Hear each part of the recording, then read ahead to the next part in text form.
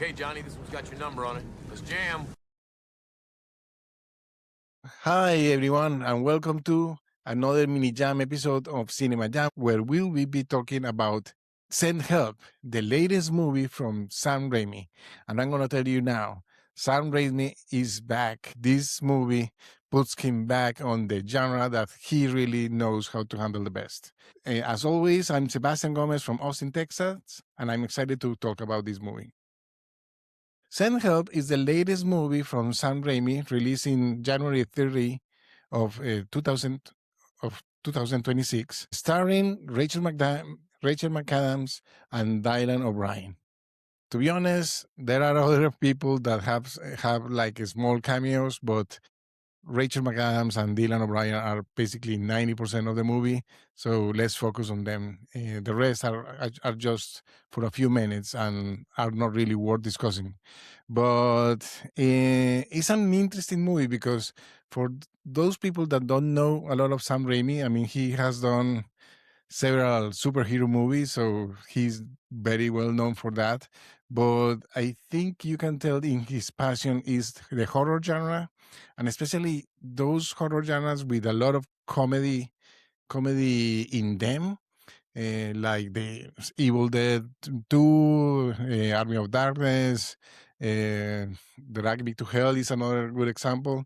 Those movies are very dark and they have a lot of, I mean, horror elements, but Sam Raimi has always been able to include a lot of dark comedy and some camp comedy that camp comedy you could also see it in his Spider-Man movies. He is the original creator of the 2000s Spider-Man movies, with Tobey Maguire. So a lot of people know him from that. And his last directed movie was, if I remember correctly, Doctor Strange and the Multiverse of Madness. He's very active as a producer and as a TV producer as well, but he's you can tell that his heart is in horror, and because even Doctor Strange had a lot of horror elements, it was a good take on that franchise from Marvel. It had some pretty dark parts in it. So what takes this movie apart from other ones is that it also has a lot of elements of class warfare, and I think it's well done. I'm not going to deny that when I was watching the movie with my wife, actually, I was also reminded of Triangle of Sadness, a movie that came out, I think, in 2023, that had a very similar premise. You know, basically the story. I'm actually going to read the plot summary from IMDb. An employee and her insufferable boss become stranded on a deserted island, the only survivors of a plane crash. Here, they must overcome past grievances and work together to survive. Will they make it out alive? So, it doesn't tell us a lot about it, but basically, Rachel McAdams is Linda Liddle, and she is a very meek. I'm going to show a picture here of how she looks before the plane crash. She's a very meek, like employee, very smart, but you could tell that people, especially men, were always taking advantage of her. And Rachel McAdams, is very good at showing that. I mean, she's a very beautiful actress, but being able to portray such a weak character is very impressive in her case. And then we meet her boss, Dylan O'Brien, and a very, like, you could say a nepo baby. He has inherited, basically because his father died, he inherited the company where Linda works, and it's supposed to be like a big tech company. But he doesn't even really understand because he wasn't even working in the company. So he doesn't really understand what Linda does. He doesn't care about that. He basically is bringing his bros home to the company so that he can basically have fun and enjoy it. And in a decision of the moment, he decides to bring Linda to a flight because they have a problem in an acquisition in one Asian country. So he decides to bring her, but she's basically the only woman working, while the other guys are just goofing around in the plane. The plane crashes, and then we spent an hour and a half in the island, and completely deserted island where only Linda and Dylan survive. Dylan barely survives. Linda saves his life, but then we start to see that that class warfare starts to show up, where they are basically changing positions. And Dylan, his character is called Bradley Preston, is so obsessed of being a man and being in control and being the boss, and he cannot let go and let Linda be the boss in this case, when she is basically doing everything. She's hunting, she's fishing, she's building the shelter. She's a survivalist. She's always a survivalist. So this is a very human story.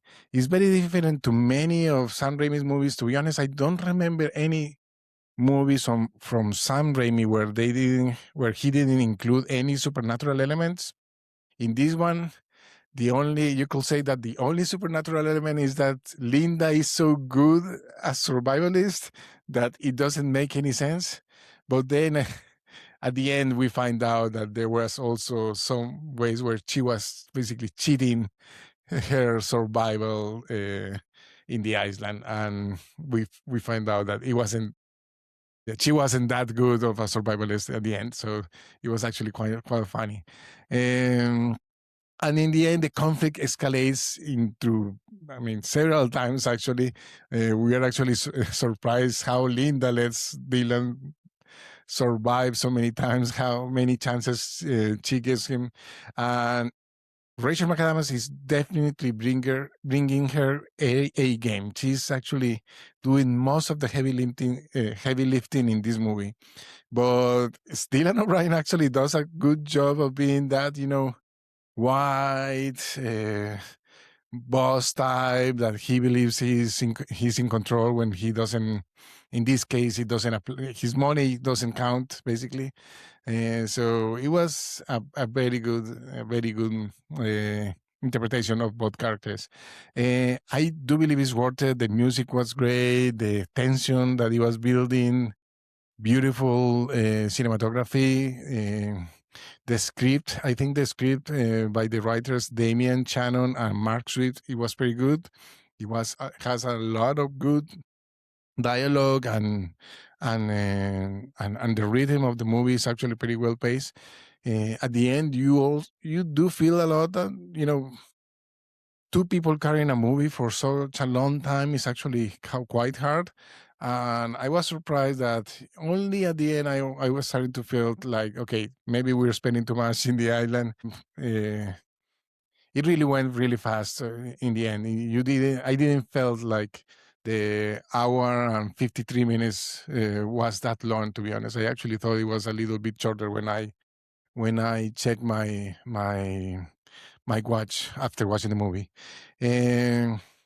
I mentioned the music. Danny Elfman always do a great job. I'm not going to comment on that. The music was actually pretty good. The cinematographer was also Bill Pope. I think he worked in the past with Sam Raimi, so he knows how to work with him. So he's actually, and he's a very well-known photographer. I mean, he did The Matrix as well, and did the Spider-Man movies, and he's actually a very good cinematographer. There is actually no comment on that regard. It was well shot. It was very impressive. It had a lot of, some of the latest movies I have seen, they are too bright. Basically, they're letting you see everything in the screen. I didn't feel like this one was overcast, so I really like this one a lot. I hope everyone can see it. I mean, for the projections of the weekend, it seems that it's going to be doing well during the box office, but January is kind of like a mixed bag. Sometimes they dump movies that are bad in January, but I think this one was well worth it, and I was really happy to go watch it with my wife, and it is actually worth watching. If anyone want to watch Triangle of Sadness, that one is available in Hulu, and it's also worth watching, but it's less of a horror movie. That one is more like a drama. This one it has a lot of horror elements and surprises, but I think everyone will enjoy it. It's not really that scary, to be honest. It's more on the thriller side of things. It does have some, blood and all that, but it's you can tell. I mean, it's that campy comedy that I was mentioning about. Sam Raimi loves to wash his characters in blood. If you have watched Evil Dead or Evil Dead 2, you know that that's pretty common in his movies, and he does that basically. This the blood that she's showing here right now is basically she was hunting, and it was it was actually quite surprising when she was like basically uh, wash in blood from her hunt. Uh, I hope everyone enjoys. I think it's worth spending some time in the cinema. This is a good movie to concentrate and don't get distracted. You will actually get a lot of it. And as I mentioned, the acting of Rachel McAdams, I think is worth it. It actually reminds me a little bit of Kathy Bates in Misery. That she starts very calm, very subdued, but then she starts to develop a very strong personality and doesn't want to anyone let go. Actually, this movie has a lot of themes with that movie, Misery. Two people stranded in a place where actually one of them, the male character is actually normally a very strong and very bossy person, and when he cannot move because he is hurt, depends on the woman, and the woman starts defining, okay, what are you bringing to this relationship? And you could tell that basically probably the writers were very inspired by Misery.